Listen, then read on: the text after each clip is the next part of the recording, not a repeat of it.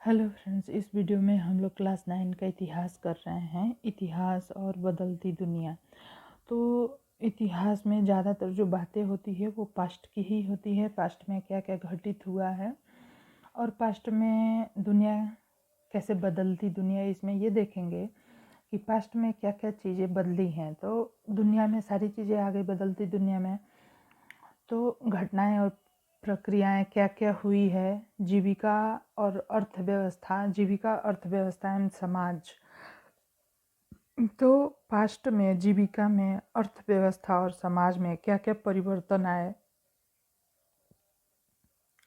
उसके बाद देखेंगे रोजाना की जिंदगी, संस्कृति और राजनीति। तो इन सारी चीज़ों में क्या क्या परिवर्तन आए इतिहास में, उसको हम लोग देखेंगे।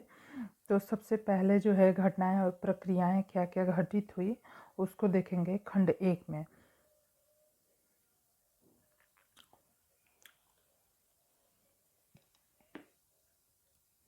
इस खंड में आप फ्रांसीसी क्रांति, रूसी क्रांति और नात्सीवाद के उदय का इतिहास पढ़ेंगे। आधुनिक विश्व की रचना में इन तीनों घटनाओं का महत्वपूर्ण योगदान रहा है।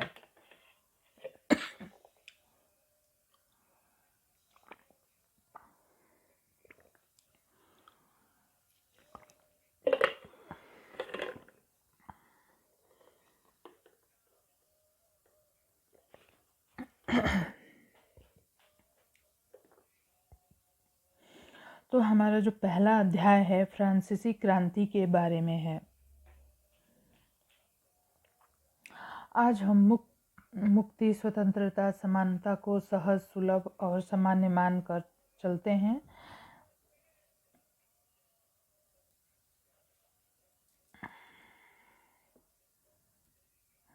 तो हमारा पहला अध्याय जो है फ्रांसीसी क्रांति के बारे में है।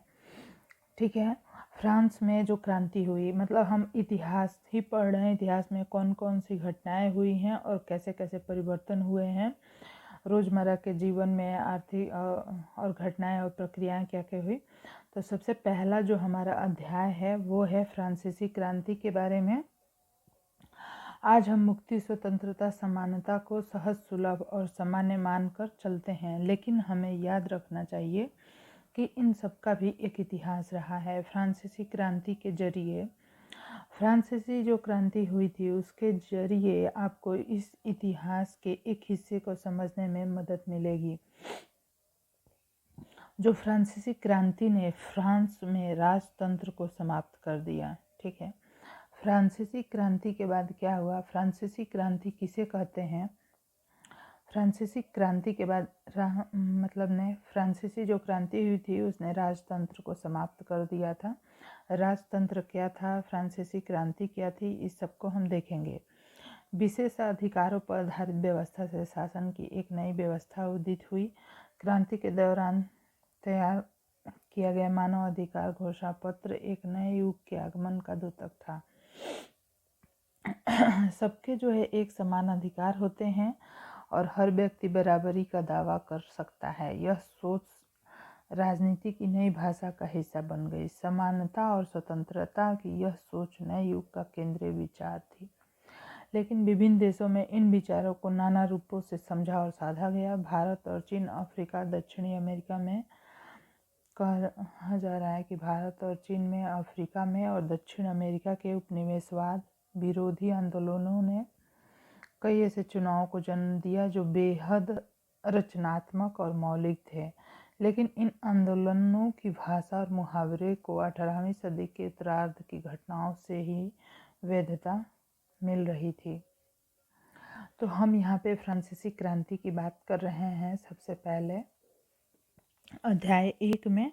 अध्याय 2 में हम बात करेंगे यूरोप में समाजवाद के आगमन और उस नाटकीय घटनाक्रम के बारे में पढ़ेंगे जिसके चलते रूस के शासक जार निकोलस सेकंड को सत्ता छोड़नी पड़ी।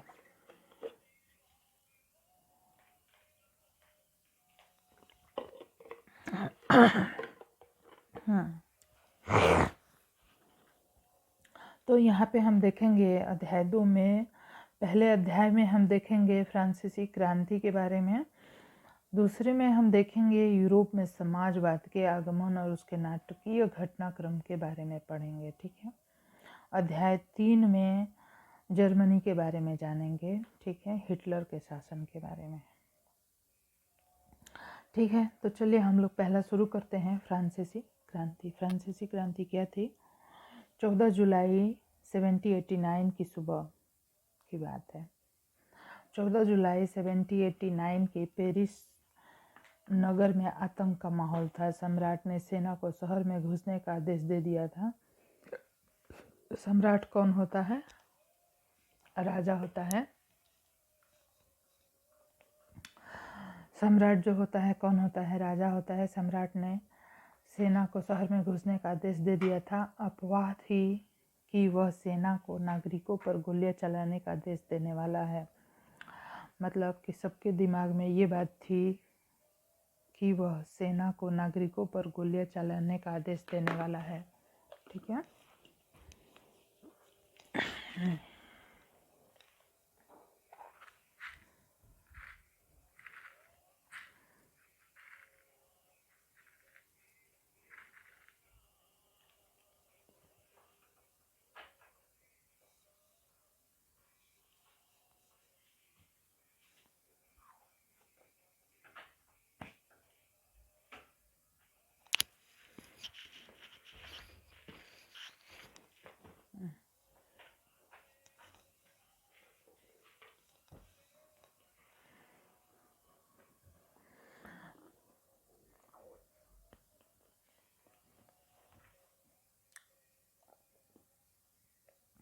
तो यह जो बात है 14 जुलाई 1789 की सुबह की पेरिस की सुबह की बात है। पेरिस जो नगर है, पेरिस जो शहर है, वहाँ पे आतंक का माहौल था।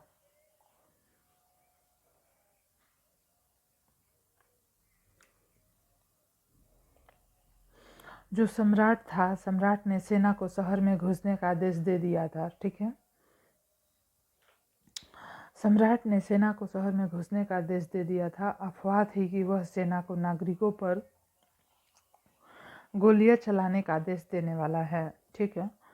लगभग 7,000 मर्द और औरतें टाउन हॉल के सामने एकत्र हुए और उन्होंने एक जन सेना का गठन करने का निर्णय किया। हथियारों की खोज में वे बहुत से सरकारी भवनों में जबरन प्रवेश कर गए।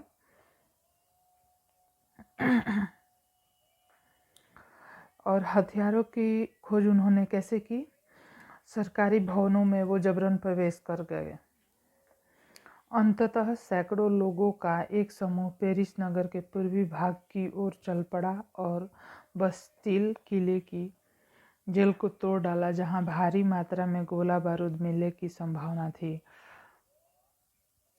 हथियारों पर कब्जे की इस सशस्त्र लड़ाई में बस्तिल का कमांडर मारा गया और कैदी छुड़ा लिए गए। यद्यपि उनकी संख्या केवल 7 थी, सम्राट की निरंकुश शक्तियों का प्रतीक होने के कारण बस्तिल किला लोगों की घृणा का केंद्र था। इसलिए किले को ढा दिया गया और उसके अवशेष बाजार में उन लोगों को बेच दिए गए जो इस ध्वंस के बतौर समृद्धि चिन्ह संजोना चाहते थे। तो यहाँ पे देखिए, जो राजा था, जो सम्राट था, उसने पेरिस में 14 जुलाई 1789 को ये आदेश दे दिया था कि जाओ और लोगों को मारो, गोलियां चलाओ। लोगों ने क्या किया कि भीड़ जुटाया और गोला बारूद इकट्ठे किए और लड़ाई लड़ी। आगे क्या हुआ? इस घटना के बाद कई दिनों तक पेरिस तथा देश के देहाती क्षेत्रों में कई और संघर्ष हुए। अधिकांश जनता पाव रोटी की महंगी कीमतों का विरोध कर रही थी। बाद में इस दौर का सिंहावलोकन करते हुए इतिहासकारों ने इसे एक लंबे घटना क्रम की ऐसी शुरुआती कड़ियों के रूप में देखा जिसकी परिणति फ्रांस के सम्राट को फांसी दिए जाने में हुई। अगर हम इसका ओवरव्यू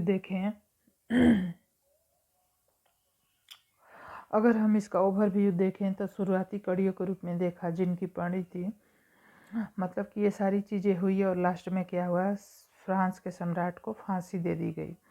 हालांकि उस समय अधिकांश लोगों को ऐसे नतीजे की उम्मीद नहीं थी। ऐसा क्यों और कैसे हुआ? यहाँ पे ये क्रांति की कुछ तस्वीरें हैं। अब इसको हम लोग थोड़ा डिटेल में देखेंगे।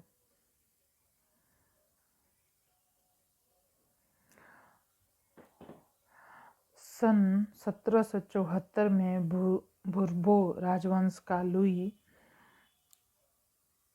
506 फ्रांस की राजगद्दी पर आसीन हुआ। यह 1774 की बात है कि बुर्बो राजवंश का लुई फ्रांस की राजगद्दी पर आसीन हुआ। उस समय उसकी उम्र केवल 20 साल थी और उसका विवाह ऑस्ट्रिया की राजकुमारी मेरी एंटोनेट से हुआ था। राज्यारोहण के समय उसने राजकोष खाली पाया। लंबे समय तक चले युद्ध के कारण फ्रांस की वित्तीय संसाधन नष्ट हो चुके थे। वर्सेलिस के विशाल महल और राजदरबार की शानो शौकत बनाए रखने की फिजूल खर्ची का बोझ अलग से था। लुई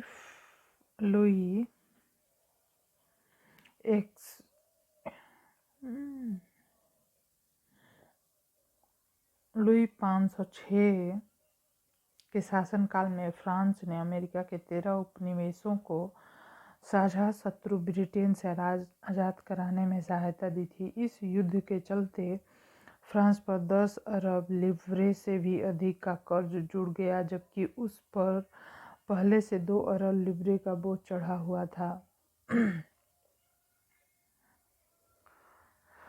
हाँ, तो फिर आगे क्या हुआ?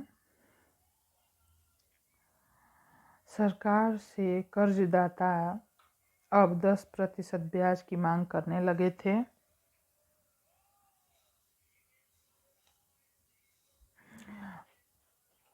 फलस्वरूप फ्रांसीसी सरकार अपने बजट का बहुत बड़ा हिस्सा दिनों दिन बढ़ते जा रहे कर्ज को चुकाने पर मजबूर थी।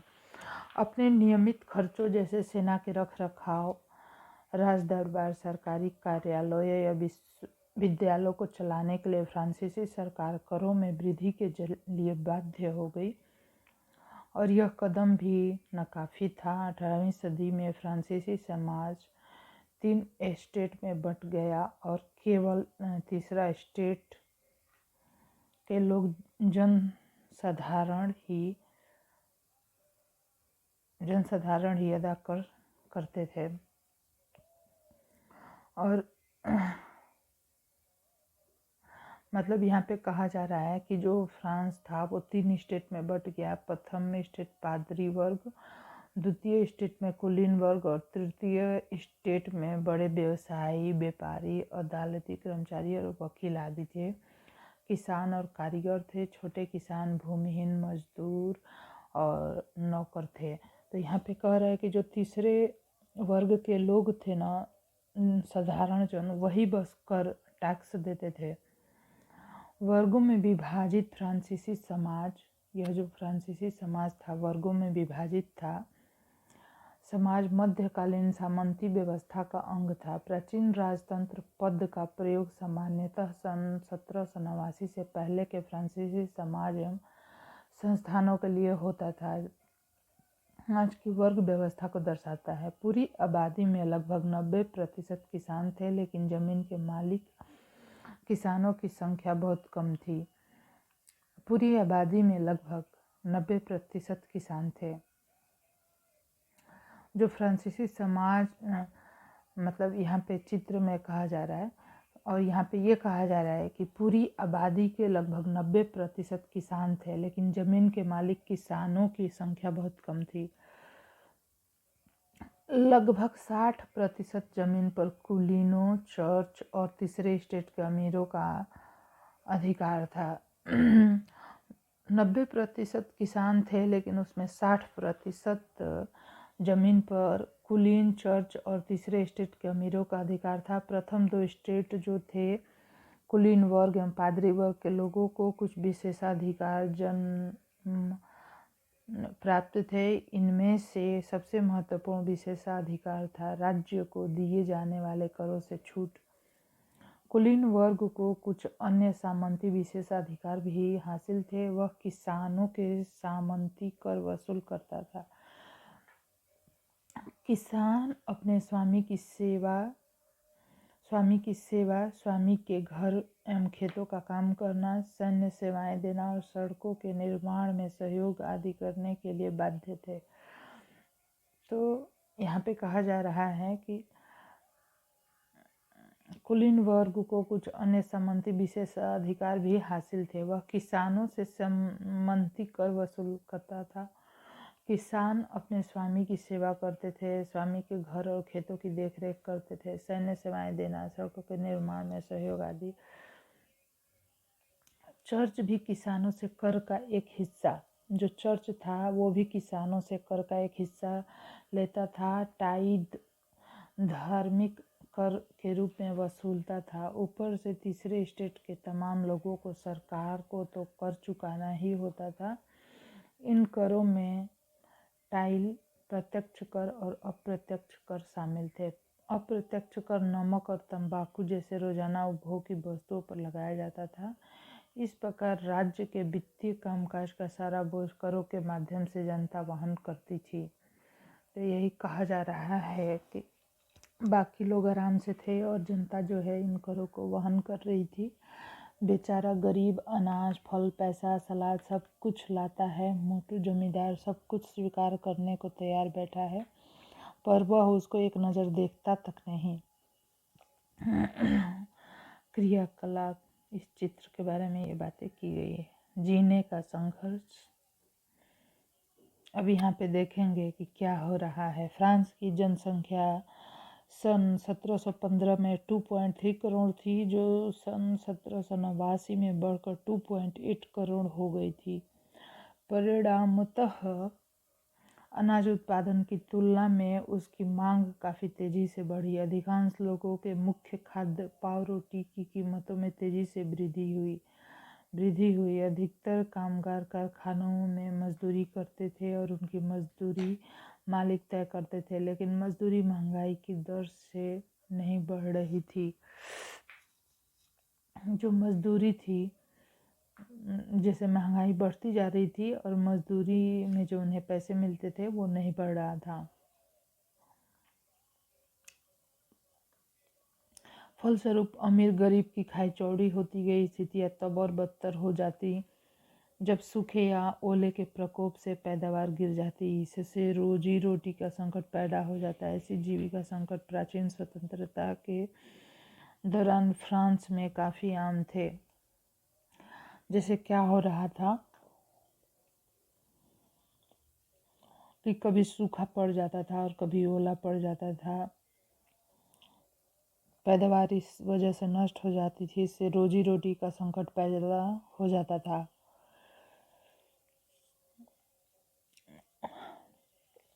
ऐसे जीविका संकट प्राचीन राजतंत्र के दौरान फ्रांस में काफ़ी आम थे। उभरते मध्य वर्ग ने विशेषाधिकारों के अंत की कल्पना की।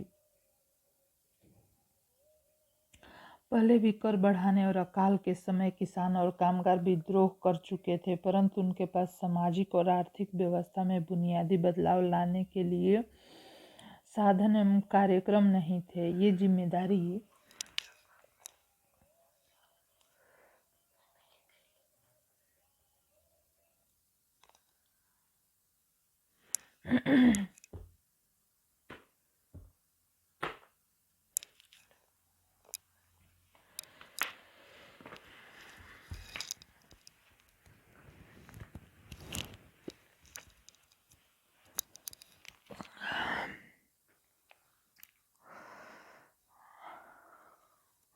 परंतु उनके पास सामाजिक एवं आर्थिक व्यवस्था में बुनियादी बदलाव लाने के लिए साधन एवं कार्यक्रम नहीं थे। ये जिम्मेदारी तीसरे स्टेट के उन समूहों ने उठाई जो समृद्ध, शिक्षित होकर नए विचारों के संपर्क में आ सके थे। 18वीं सदी में एक नए सामाजिक समूह का उदय हुआ जिसे मध्य वर्ग कहा गया।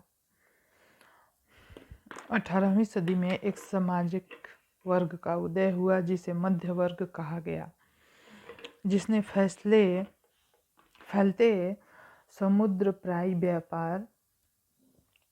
उस समय 18वीं सदी में समुद्र से व्यापार होने लगा था। ऊनी और रेशमी वस्त्रों के उत्पादन के बल पर संपत्ति अर्जित की ऊनी और रेशमी कपड़ों का या तो निर्यात किया जाता था या समाज के समृद्ध लोग उसे खरीद लेते थे। तीसरे स्टेट में इन सौदागर और निर्माताओं के अलावा प्रशासनिक सेवा व वकील जैसे पेशेवर लोग भी सभी पढ़े लिखे थे। इनका मानना था कि समाज के किसी भी रूप भी समूह के पास जन्मा विशेषाधिकार नहीं होना चाहिए। किसी भी व्यक्ति की सामाजिक हैसियत का आधार उसकी योग्यता ही होनी चाहिए। स्वतंत्रता, समान नियमों और समान अवसरों के विचार पर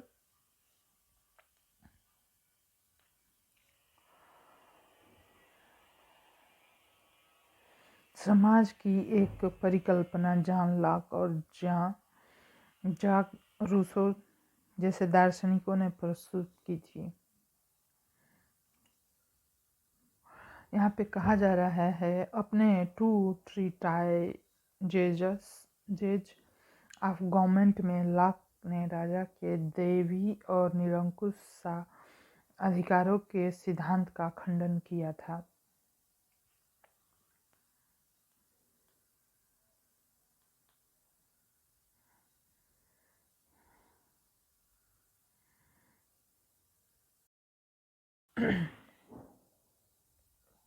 हेलो फ्रेंड्स, तो इसमें हम लोग जो कर रहे थे, लॉक ने राजा के दैवी और निरंकुश अधिकारों के सिद्धांत का खंडन किया। तो लॉक जो थे उन्होंने, देखिए, अपने 2 ट्रीटाइजेज ऑफ गवर्नमेंट में लॉक ने राजा के दैवी और निरंकुश अधिकारों के सिद्धांत का खंडन किया था। रूसो ने इसी विचार को आगे बढ़ाते हुए इसी विचार को आगे बढ़ाते हुए जनता और उसके प्रतिनिधित्व के बीच एक सामाजिक अनुबंध पर आधारित सरकार का प्रस्ताव रखा। मॉन्तेस्क्यू ने the spirit of the laws नामक रचना में सरकार के अंदर विधायिका, कार्यपालिका और न्यायपालिका के बीच सत्ता विभाजन की बात कही। जब संयुक्त राज्य अमेरिका में 13 उपनिवेशों ने ब्रिटेन से खुद को आज़ाद घोषित कर दिया तो वहाँ इसी मॉडल की सरकार बनी। फ्रांस के राजनीतिक चिंतकों के लिए अमेरिकी संविधान और उसमें दी गई व्यक्तिगत अधिकारों की गारंटी प्रेरणा का एक महत्वपूर्ण स्रोत थी। दार्शनिकों के इन विचारों पर काफ़ी हाउसों व सैलान की गोष्ठियों में गर्मा गर्म बहस हुआ करती और पुस्तकों एवं अखबारों के माध्यम से इनका व्यापक प्रचार प्रसार हुआ। पुस्तकों एवं अखबारों को लोगों के बीच जोर से पढ़ा जाता ताकि अनपढ़ भी उन्हें समझ सकें। इस समय लुई 506 द्वारा राज्य के खर्चों को पूरा करने के लिए फिर से कर लगाए जाने की खबर से विशेषाधिकार वाली व्यवस्था के विरुद्ध गुस्सा भड़क उठा।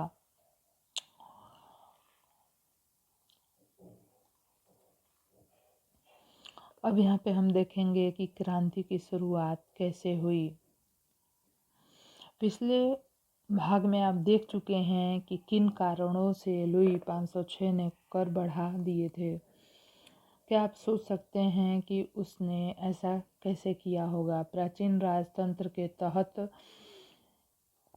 फ्रांसीसी सम्राट अपनी मर्जी से कर नहीं लगा सकता था। इसके लिए उसे स्टेट जनरल प्रतिनिधि सभा की बैठक बुलाकर नए करों के अपने प्रस्ताव पर मंजूरी लेनी पड़ती थी। स्टेट जनरल एक राजनीतिक संस्था थी जिसमें तीनों स्टेट अपने अपने प्रतिनिधि भेजते थे। लेकिन सम्राट यह निर्णय करता था कि इस संस्था की बैठक कब बुलाई जाए। इसकी अंतिम बैठक सन 1614 में बुलाई गई थी। फ्रांसीसी सम्राट 506 ने 5 मई 1789 को नए करों के प्रस्ताव के अनुमोदन के लिए स्टेट जनरल की बैठक बुलाई। प्रतिनिधियों की मेजबानी के लिए वर्साय के एक आलीशान भवन को सजाया गया। पहले और दूसरे स्टेट ने इस बैठक में अपने 300 प्रतिनिधि भेजे, जो आमने सामने की कतारों में बिठाए गए।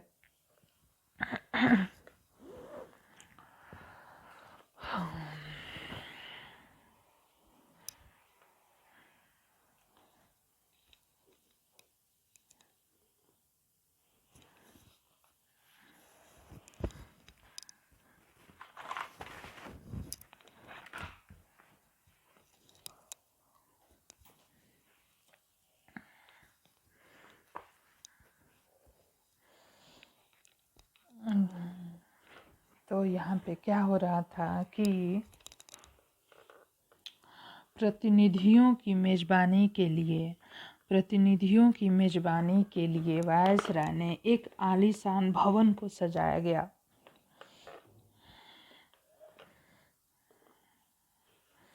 प्रतिनिधियों की मेजबानी के लिए वायसराय के एक आलीशान भवन को सजाया गया।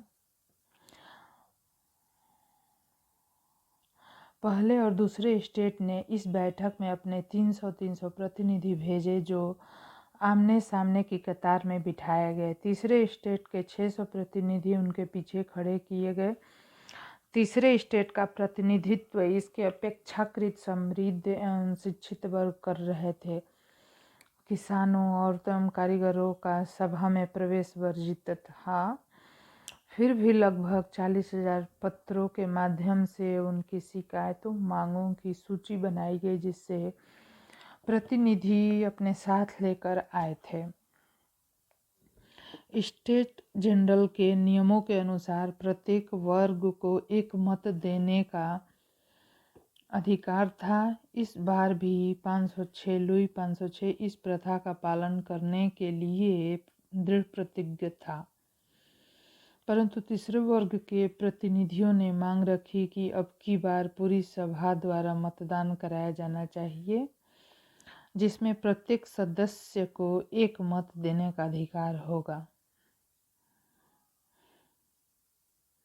इस तरह से क्रांति की शुरुआत हुई थी। फिर क्या हुआ, यहाँ पे कह रहे हैं कि जो तीसरा वर्ग था उसके जो प्रतिनिधि थे ने मांग रखी कि अब की बार पूरी सभा द्वारा मतदान कराया जाना चाहिए, जिसमें प्रत्येक सदस्य को एक मत देने का अधिकार होगा। यह एक लोकतांत्रिक सिद्धांत था, जिसे मिसाल के तौर पर रूसो ने अपनी पुस्तक द सोशल कॉन्ट्रैस्ट में प्रस्तुत किया था। जब सम्राट ने इस प्रस्ताव को अस्वीकार कर दिया तो तीसरे स्टेट के प्रतिनिधि विरोध जताते हुए सभा से बाहर चले गए। यहाँ पर क्या हुआ, तीसरे वर्ग के जो प्रतिनिधि थे उन्होंने मांग रखी कि अब की बार पूरी सभा द्वारा मतदान कराया जाना चाहिए, जिसमें प्रत्येक सदस्य को एक मत देने का अधिकार होगा। यह एक लोकतांत्रिक सिद्धांत था, जिसे मिसाल के तौर पर रूसो ने अपनी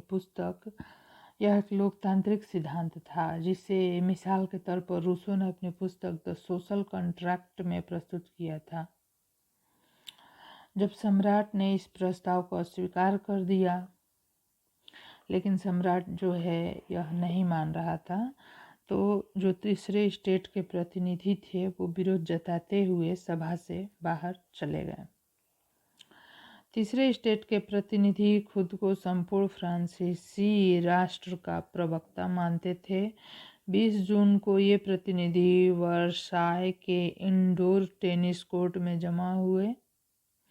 उन्होंने अपने आप को नेशनल असेंबली घोषित कर दिया और शपथ ली कि जब तक सम्राट की शक्तियों को कम करने वाला संविधान तैयार नहीं किया जाएगा, तब तक असेंबली भंग नहीं होगी। 20 जून को ये जो प्रतिनिधि हैं इन्होंने क्या किया, वायसराय के इंडोर टेनिस कोर्ट में जमा हुए। उन्होंने अपने आप को नेशनल असेंबली घोषित कर दिया। उन्होंने एक ग्रुप बना लिया, टीम बना ली और शपथ ली कि जब तक सम्राट की शक्तियों को कम करने वाला संविधान तैयार नहीं किया जाएगा तब तक असेंबली भंग नहीं होगी। उनका नेतृत्व मिराबो और अब्बेसिये ने किया। मिराबो का जन्म कुलीन परिवार में हुआ था, लेकिन वह सामंती विशेषाधिकारों वाले समाज को खत्म करने की जरूरत से सहमत था। उसने एक पत्रिका निकाली और वायसराय में जुटी भीड़ के समक्ष जोरदार भाषण दिए। अब्बेसिये मूलतः पादरी था। उसने तीसरे स्टेट क्या है शीर्षक से एक अत्यंत प्रभावशाली प्रचार पुस्तिका पैम्फलेट लिखी। यहाँ पे विरोध का सीन दिखाया गया है। जिस वक्त नेशनल असेंबली संविधान का प्रारूप तैयार करने में व्यस्त था, पूरा फ्रांस आंदोलित हो रहा था। कड़ाके की ठंड के कारण फसल मारी गई थी। पाव रोटी की कीमतें आसमान छू रही थी। बेकरी मालिक की स्थिति का फायदा उठाते हुए जमाखोरी में जुटे थे। बेकरी की दुकान पर घंटों के इंतजार के बाद गुस्साई औरतों की भीड़ ने दुकान पर धावा बोल दिया। दूसरी तरफ सम्राट ने सेना को पेरिस में प्रवेश करने का आदेश दे दिया था। क्रुद्ध भीड़ ने 14 जुलाई को बस्तिल पर धावा बोलकर उसे नेस्तनाबूद कर दिया था। देहाती इलाकों में गांव-गांव यह अफवाह फैल गई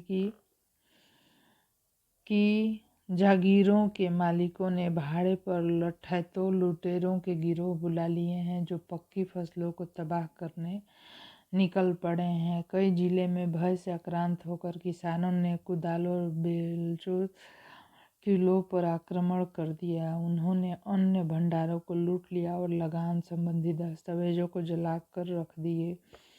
कुलीन बड़ी संख्या में अपनी जागीरें छोड़कर भाग गए और बहुतों ने तो पड़ोसी देशों में जाकर शरण ली। तो इस तरह से वहाँ पे विरोध होने लगे थे। अपनी विद्रोही प्रजा की शक्ति का अनुमान करके लुई 506 ने अंततः नेशनल असेंबली को मान्यता दे दी और यह भी मान लिया कि उसकी सत्ता पर अब से संविधान का अंकुश होगा।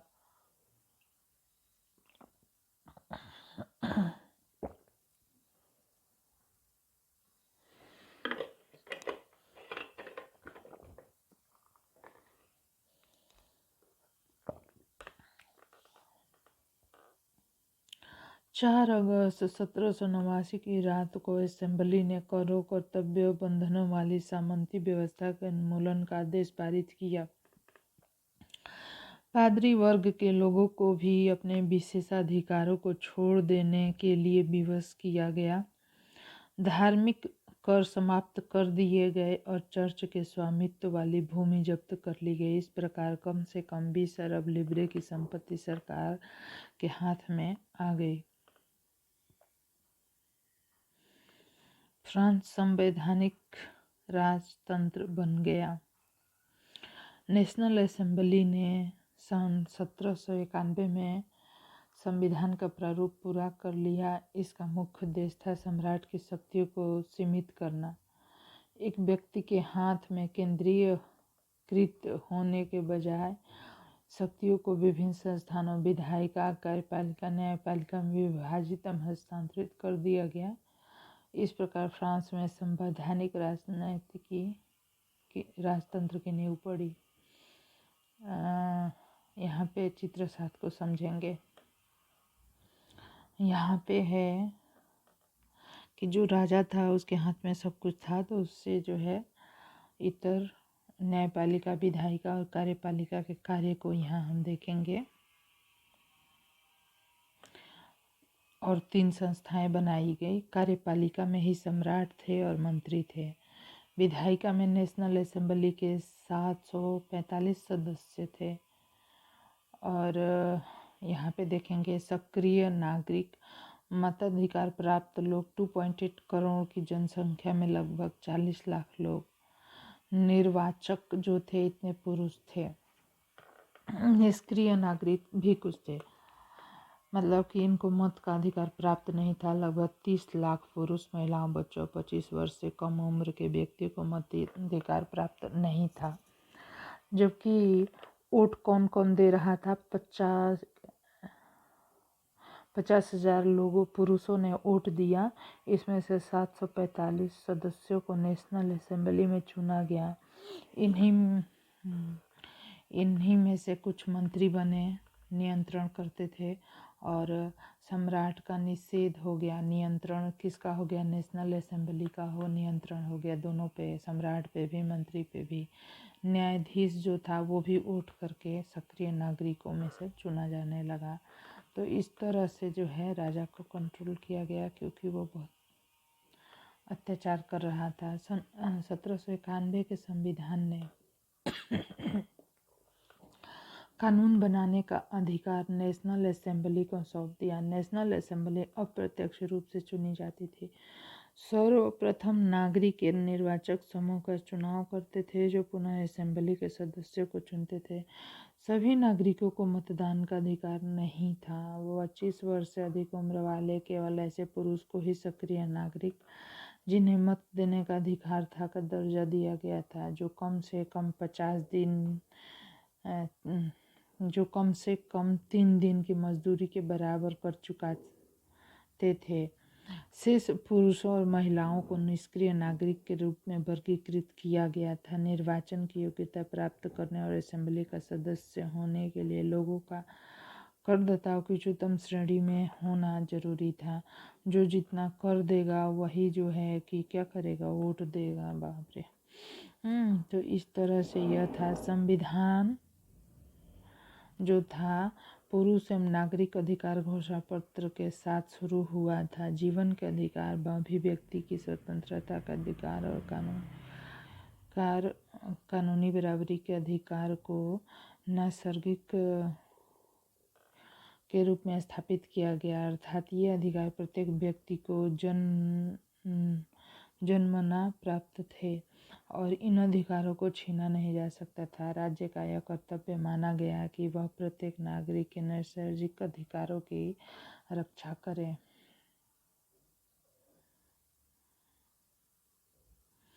पुरुष एवं नागरिक अधिकार घोषणा पत्र। पुरुषों के और नागरिकों के क्या क्या अधिकार थे उस घोषणा पत्र में लिखा गया। यहाँ पे लिखा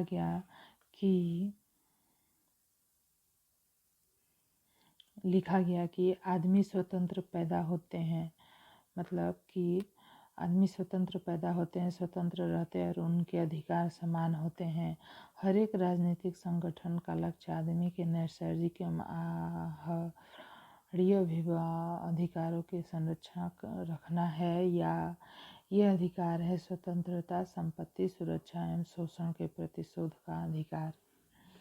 समग्र संप्रभुता का स्रोत राज्य में नहीं थे। कोई भी समूह या व्यक्ति ऐसा अनाधिकृत प्रयोग नहीं करेगा से जनता की सत्ता की स्वीकृति न मिली हो। स्वतंत्रता का आशय ऐसे काम करने का सख्ती से है, औरतों के लिए नुकसानदेह हो सकती है। समाज के लिए किसी भी हानिकारक कृत्य पर पाबंदी लगाने का अधिकार कानून के पास है।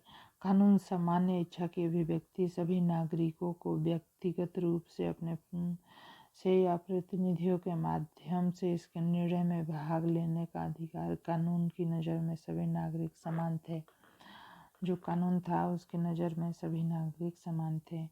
तो इस तरह से ये सारी बातें हैं। प्रत्येक नागरिक बोलने, लिखने, छापने के लिए आज़ाद है, लेकिन कानून द्वारा निर्धारित प्रक्रिया के तहत ऐसी स्वतंत्रता के दुरुपयोग की जिम्मेदारी भी उसी की होगी। सार्वजनिक सेना और प्रशासन के खर्चे चलाने के लिए एक सामान्य कर लगाना अपरिहार्य है। सभी नागरिकों पर उसकी आय के अनुसार सामान्य रूप से कर लगाया जाना चाहिए। चूँकि संपत्ति का अधिकार एक पावन एवं अनुल्लंघनीय अधिकार है, तो किसी भी व्यक्ति को इससे वंचित नहीं किया जा सकता। जब तक कि विधि द्वारा स्थापित प्रक्रिया के तहत प्रक्रिया सार्वजनिक आवश्यकताओं के लिए संपत्ति का अधिग्रहण करना आवश्यक न हो, ऐसे मामलों में अग्रिम मुआवजा जरूर दिया जाना चाहिए।